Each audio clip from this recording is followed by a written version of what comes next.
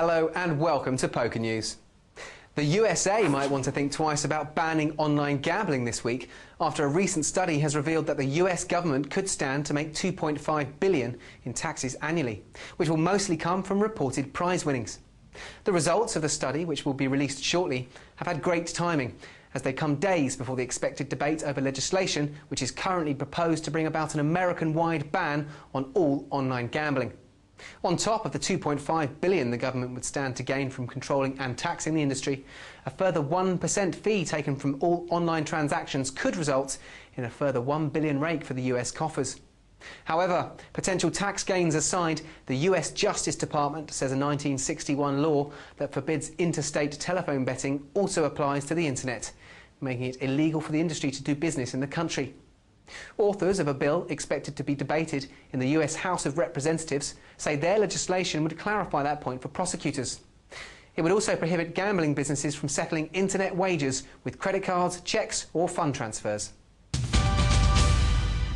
Finally, the event that all the pros have been waiting for has arrived, as the World Series Texas Hold'em main event has got bigger and bigger, and hence more like a crapshoot than a poker game. The pros have been looking for a competition that will once again separate the men from the boys.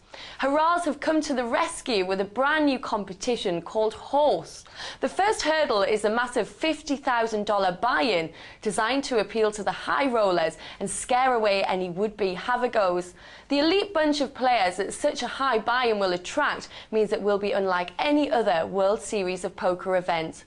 Probably more important is the fact that the game will be made up of 6 different styles of poker, i.e. Hold'em, Omaha, Raz, 7 cards stood high and 7 cards stood 8 or better high-low, demanding an enormous amount of skill and concentration from the players. The game rotates by allowing each style of poker one revolution of the table, a perfect game for the all-round poker player. This week, perhaps the only event worth mentioning is the WSOP main event. The first 2,000 players will begin at 12 p.m. on Friday the 28th of July. They'll be whittled down to 800 players to become Group A. The next 2,000 players will begin on Saturday the 29th of July at 12 p.m. and again will be whittled down to 800. The same format then takes place at 12 p.m. on Sunday the 30th, creating Group C, and Monday the 31st for Group D. However, if you don't fancy gambling with that amount of money, $10,000 to be precise, but still want some WSOP action, then on Sunday the 29th of July at 7 p.m, the Bellagio Cup 2 begins at the Bellagio Las Vegas. The buy-in is $1,000 and the game is, of course, Texas Hold'em. The horse event at the World Series has just finished, and most of the pros seem to think it's the best way to determine the poker player with the greatest level of skill. So do you think horse should become the main event of the World Series? No, I don't. I think they should just stick to Texas Hold'em. It's popular enough. They get a lot of people playing it over the world, so no, shouldn't be no change, I don't think. I mean, they have the Player of the Year now, so whereas before, you know, the main event was considered to be, the winner was considered to be the best in the world. It's now who does the best in all the events total, and I think the main event's sort of like the tourist attraction. And something as complex and as expensive as horse is not going to make it mainstream at all. I think if you have 5 different kinds of poker going on in one game, then it would detract from the other games in the casino.